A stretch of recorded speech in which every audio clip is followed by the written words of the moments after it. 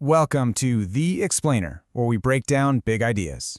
Today, we're tackling one of the most influential economic theories ever written, born right out of the crisis of the Great Depression. We are going to be detectives, following the clues left by John Maynard Keynes to solve the mystery of mass unemployment. All right, let's start with a pretty provocative clue from the man himself. What Keynes is saying here is that the economic theories of his day were, well, they were totally useless. It's like trying to solve a murder using a rule book that says murder is impossible. He knew the old ways of thinking were fundamentally broken. So, to really get Keynes's radical new theory, we first have to visit the scene of the crime. And this crime scene wasn't a room or a building, it was the entire global economy during the Great Depression. You see, for decades, the prevailing wisdom was, hey, just let the markets do their thing. The theory said everything would work itself out. Wages would adjust, people would find jobs, and the economy would find its happy place. But the 1930s proved that was catastrophically wrong. The system wasn't self-correcting at all. It was completely stuck. This was a mystery that needed a new kind of detective. And that detective was Keynes. Now, this guy was no stranger to challenging the status quo. I mean, look at his record. He correctly predicted the Treaty of Versailles would be a disaster. He fought against terrible monetary policy. His entire career shows this pattern of seeing the fatal flaws in the economic consensus way before anyone else did. So, what was Keynes's first big clue in solving this whole mess? He argued that mass unemployment wasn't happening because wages were too high or workers were lazy. Nope. It was something much, much simpler, a system-wide lack of spending. And this brings us to his idea of effective demand. Just think about it for a second. It doesn't matter how many things a factory can make if nobody has the money or the confidence to actually buy them. When people and businesses stop spending, producers stop hiring. It really is that simple. Demand is the engine driving the whole economic train, not supply. And behind that lack of demand, Keynes spotted a basic fundamental truth about human nature. He called it a psychological law, which is just a fancy way of saying when we get more money, we spend some of it, sure, but we also save a little bit. And this creates a natural gap between the new money coming in and the new money going out. This chart right here shows you the core problem in the simplest way possible. If the economy creates an extra $100 of income, but people only spend 80 of it, what on earth happens to that other $20? That gap is a leak, and that leak has to be plugged by something else, or the entire economic engine just grinds to a halt. So this spending gap, this leak, it leads us to the most mind-bending, revolutionary part of Keynes's theory. He took a core economic idea, one that everyone had just accepted for centuries, and he flipped it completely upside down. Okay, here it is, the central twist in our mystery. The old view was super straightforward. People save money, that money goes into a big pool at the bank, and then businesses borrow it to invest. Savings leads to investment. But Keynes realized, no, that's backwards. Business investment is the spark. It's the engine that creates the income that people can then save.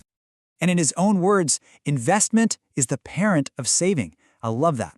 Think about it. A company doesn't wait for you to deposit your paycheck before it decides to build a new factory. It gets financing, it invests, and by doing that, it pays salaries to workers. That salary is brand new income, which those workers can then finally save. The investment had to come first. This is the famous multiplier effect, and it is so cool. Watch how this works. That initial $100 investment, it doesn't just stop there. It ripples out. The worker spends $80, which becomes the shopkeeper's income. The shopkeeper then spends a chunk of that, which becomes income for their supplier. It's a chain reaction that multiplies the impact of that first investment, creating way more economic activity. And here's the kicker. It ultimately generates the savings needed to match the original investment. Okay, so if investment is the engine of the whole economy, what makes it go? Right? What determines how much businesses decide to invest in the first place? This was the next big clue Keynes had to figure out. Keynes's answer was a concept he called the marginal efficiency of capital, or MEC. That sounds complicated, but it's really not. It's just the profit a business expects to make on a new project. And that word expects is everything. It's not about last year's profits. It's about gut feelings, confidence, what Keynes famously called animal spirits. It's a deeply psychological, unpredictable, and sometimes totally irrational force. So think of it like a hurdle race. The interest rate, what it costs to borrow money, that's the height of the hurdle. And the expected profit, the MEC, is how much energy the runner has. Now, a runner is only going to try and jump that hurdle if they're pretty darn confident they can clear it. If expected profits are lower than the interest rate, nobody's jumping. No one invests, period. So that brings us to the final piece of our puzzle. If investment depends on clearing the hurdle of the interest rate, what decides how high that hurdle is in the first place? What determines the rate of interest? According to Keynes, the interest rate is basically the price of money. It's the rewards you get for giving up the safety and convenience of cash, what he called liquidity. And we want to hold on to cash for three main reasons: for day-to-day stuff like coffee, for rainy day emergencies, and, this is a big one, for speculation. Basically holding on to cash because you think you might get a better deal on an investment later. So what this all means is that the interest rate is not a reward for saving your money.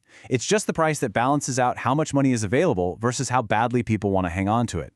And this is huge because it explains how an economy can get stuck. If everyone's terrified and just hoards cash, what Keynes called a liquidity trap, interest rates can't fall low enough to spark new investment, no matter how much people are technically saving. Okay, let's put it all together now. Let's trace the entire chain of events that Keynes uncovered. We're about to close the case on the mystery of why a modern economy can fail to create jobs for everyone who wants one. So here it is, the whole causal chain. It all starts with psychology. Those animal spirits of business expectations weighed against the price of money, the interest rate. That showdown determines the level of investment.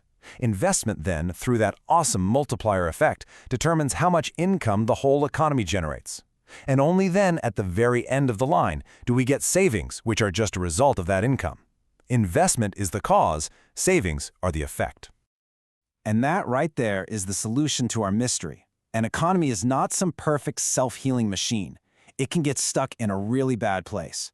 If businesses are pessimistic about the future, or if the financial system keeps the price of money too high, investment just dries up.